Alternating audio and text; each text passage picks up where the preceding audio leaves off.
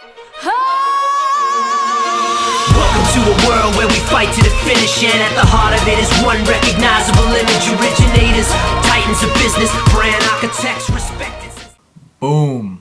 How's it going, folks? Welcome to the first episode of MMA Talk Canada. Here with my good buddy Saad, and today we are going to be breaking down UFC on FX7. So let's get right into it. I think it's a great card on free TV. What are your thoughts on this one, Saad? Yeah, it seems like a pretty decent card, but I think it's pretty much catered to the Brazilian crowd in Sao Paulo. But I'm really looking forward to the main event, especially to see who's next for the fighter. Exactly. I was actually really looking forward to seeing George Roop fight in this card, but he had to pull out due to injury. Haven't seen him fight since Cub Swanson, I believe, in January. So hopefully he can come back. Yeah, that was a pretty disgusting knockout. Yeah, the mouth guard flying right out in order the cage. That was picture perfect. Yeah, well, it did land on the Cub Swanson highlight reel. Oh, for sure. I don't know. So how do you want to start this? Do you want to start with the undercard? Yeah, we'll start with the undercard first. We'll go. The first fight will go Diego Nunez versus Nick Lentz. I see Diego Nunez just picking apart Nick Lentz in the feet. This is Nick Lentz's only second fight at featherweight, I believe. And I believe Diego Nunez has more experience fighting Kenny Florian, just fighting just a high level competition more than Lentz. And I see Nunez being able to bring the fight to the ground if he wants to. And Lentz has got a great ground game too, but I see Nunez just picking him apart and winning the unanimous decision. How about you, Saad? Yeah, I couldn't say it better myself. I think Nunez is definitely going to pick him apart on the feet, and honestly, I think that he's really been working hard on improving his ground game, like his takedown defense, to actually keep the fight standing. So I think he's going to probably take this, but probably by decision. All right, good call there. I agree the exact same there. We're going to head into the main card now. There's a couple other fights in the preliminary card, which we're not getting into, but the first fight in the main card we're going to get into is Thiago Tavares versus Habib Nurmagomedov. Sorry if I didn't know how to say that one. Nurmagomedov. Okay. Saad, what are your thoughts on that fight there? This is an interesting fight, but pretty much I think this is Nurmagomedov's fight. Tavares, he's been, I guess, a little inconsistent, and he's pretty much known for his submission game, but the thing is here, Nurmagomedov is also an excellent grappler, and he's been looking alright. He's what, I think 15-0 in his career? Yep, undefeated. Yeah, he's undefeated. Well, obviously he's fought not the high quality of opponent as Tavares has, but he does have a win, controversially, over Gleison Tibau in the last fight. But I think that just his, vigor, and he's just going to keep rushing at him with takedowns, and he's going to grind the decision win. Yeah, he's 18-0, has two fights in the UFC against Kamal Shalarus and Gleison Tibau. He finished Shalarus with a rear naked choke. Tavares, again, he's been very consistent lately, having wins over Sam Stout, which I personally thought Sam Stout won that fight. Maybe the Brazil crowd possibly gave him that decision there. And then he had another win over Spencer Fisher back in August of 2011. I just see Habib picking him up on the feet. Even though he did have that win over Gleison, we still haven't really seen what he's capable of doing. He's still young, growing. I just think Tavares maybe just not progressing as much as a fighter as Habib will. So I see Habib winning a decision in that fight as well. Next fight. Yeah, but the one thing I like about Nurmagomedov is I think he does need to improve his striking. Like, I don't see him knocking him out, but I think he is going to grind away decision. Yeah, he's got good wrestling, so I think he's going to grind a decision as well. All right, next fight, Gabriel Gonzaga versus Ben Rothwell. And in my opinion, whoever's going to win this fight is whoever comes out to be the better man. We see Ben Rothwell coming in his last fight against Brendan Schaub was very in shape, just more focused, and then Gonzaga being more focused after being cut by the UFC after his loss to Brendan Schaub.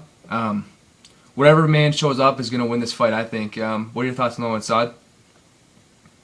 Yeah, one interesting thing is that they both have an opponent in common in Brendan Schaub. Yep. Gonzaga obviously lost to him by decision, and Rothwell knocked him out. How relevant that is, I don't think so, because the heavyweight division, one punch can change the course of a fight. Gonzaga has proven that he's got power, so does Rothwell, so I'm thinking it could go either way. And I'm thinking that Gonzaga really wants to redeem himself, like the fact that he has his second opportunity in the UFC. Especially in front of Brazil as well.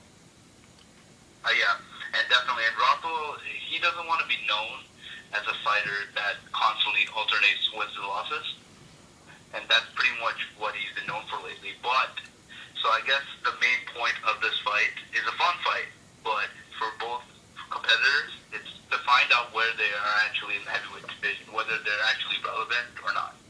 And I'm thinking it's a pick-em fight, and I'll say, for the sake of it, I'll say Gonzaga. Yeah, same here. Gonzaga, he's really hungry in this fight. Just getting cut by the UFC and being in front of the Brazil crowd, I don't know how he could lose this fight. I'm saying Gonzaga, third round submission. Oh, third round is, wow. I'm thinking first round, but First round. They could even go with third round. Yeah, who knows? Hopefully it's a good first round fight. knockout either way, but I don't know. I don't see it getting out of there. I don't know. I just see Rothwell trying to grind it out in the cage, maybe. Then Gonzaga catching him in a submission in the third. It could happen. Let's see it happen. All right, that'll be interesting. I'm looking forward to Saturday now. Yeah, that's gonna be a good fight. All right, next fight we got is CB Dollaway versus Daniel Surfin. Daniel Surfin coming off the Ultimate Fighter Brazil. Was actually supposed to be in the finals, but actually had to withdraw due to injury. And he's getting a good step up in competition against CB Dollaway, who's just coming off lackluster win, if I say myself, over Mayhem Miller. Kind of just grinded out decision, just kind of a lay and pray fight. It's gonna be a good press for Daniel. See what he's made of. CB Dollaway is kind of I wouldn't say a gatekeeper by any means, but he has a win and loss record. Lost to Mark Munoz, Hammond, then just won his fight against Mayhem Miller. So I see. Yeah, he did lose 2 fights before the win. So. Yeah, and then wins before that. Notable ones were Joe Dirksen, Goran Relia, Jay Silva.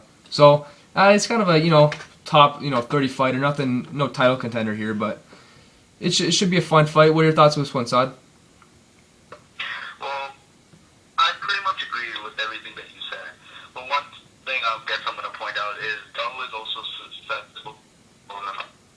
And I agree with you 100% that although he beat Jason Miller did not look great. No, and knee injury, I think he had. Wasn't Jason Miller, yeah, exactly. It wasn't Jason Mayhem Miller that we used to know. He was, and he left the UFC and did a bunch of other things afterwards. Yeah.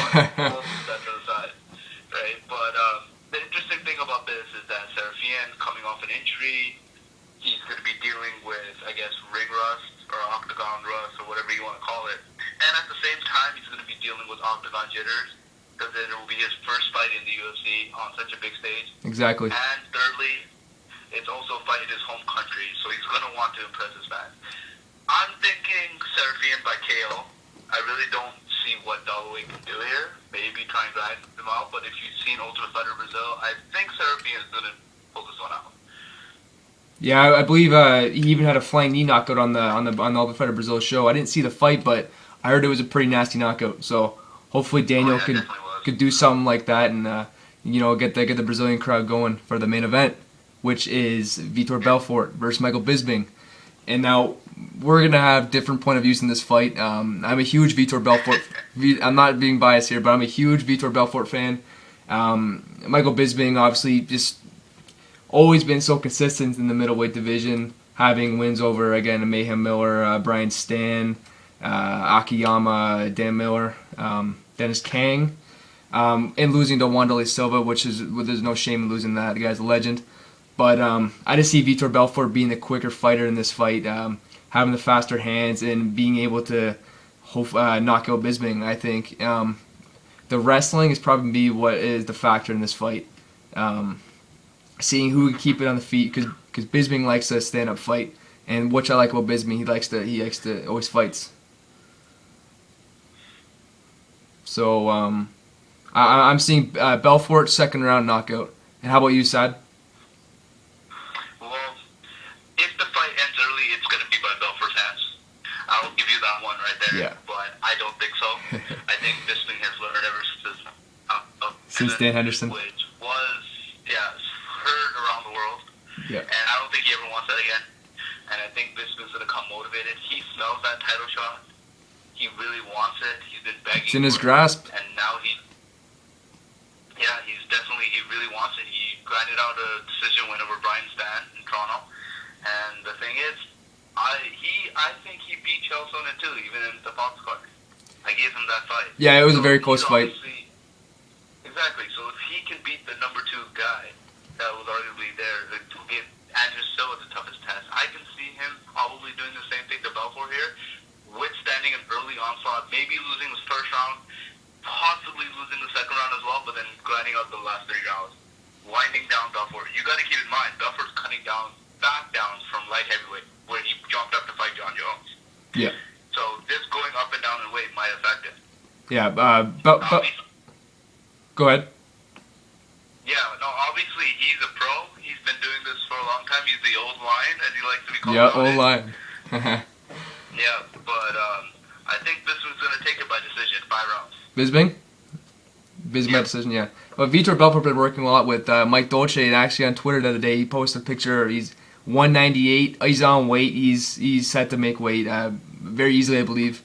I just see Vitor Belfort maybe catching him with hopefully a good first 2 rounds with Bisping, and then hopefully catching him in the third with a knockout or TKO win.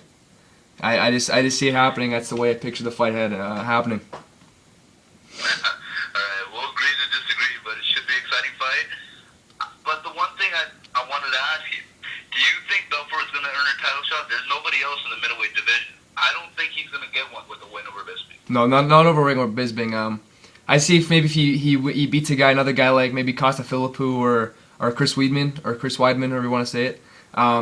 Definitely not after win over Bisping. Bisping's guaranteed the shot after Belfort, but Belfort has to have a couple more shots because he just had the title shot against John Jones. Yeah, he just had one against John Jones, Yep. and the last one against the Spider didn't end too well for him. No, not at all. I don't think he'll deserve one. He's obviously a great fighter, and he proved that time and time again. I still think Bisping's going to pull it out, and we'll probably see the Spider fight in the summer. Yes, I sure think he's gonna fight Bisping, and then that should be a great fight because they're gonna be Bisping's wrestling's improving, so maybe he can do a little Chael Sonnen on him. I'm not too sure, but hopefully that fight happens in the summer. Hopefully Silva doesn't take too much time off, so we could actually see a good fight between Bisping and the Spider. Yeah, definitely. All right, That should be fun. Yeah, I'll actually get into the one more fight on the preliminary card I want to get into. Edson Barboza versus Lucas Martins. Barboza obviously losing to Jamie Varner, which no shame now. He's had a great fight against Joe Lozon, and then I just beat a win over Melvin Gillard. Now Lucas Martins, the funny thing about him, he actually just started his career in September of 2011, and he's now 12-0 with what was it again? He has 8 KO wins, TKO wins, 1 decision, and 3 submissions.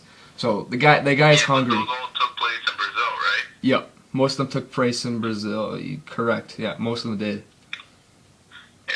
The thing is, he's taking this fight on really short notice. He's probably used to that because that's how he's been fighting his whole career. 12 fights in a year is pretty insane. Yeah. But at the same time, it's not even close to the competition that he's going to see in the UFC. Yeah. Edson Barboza, I just see him win this fight. I think he's gonna get another spectacular knockout, maybe a good kick knockout or another crazy flying spinning wheel kick knockout. But yeah, that's the hope. Barboza, I think he's gonna come motivated. He's gonna look great in this fight, especially coming off, as you said, quite rightly, off that loss to Varner. And I think he's gonna probably pull out some kind of knockout, probably first or second round. And he's had so much time in between these fights that he's just gonna get so much better at everything. Yeah, definitely. Yeah. All right. There we have it. Those are our picks for UFC and FX7. We'll be doing another one for, I believe the next one is the Fox card, I believe. Yep. The Fox card, John Dodson versus Demetrius Johnson, which is another great card. We'll have a prediction for that one coming up very soon. Hope you guys have enjoyed the episode. Boom.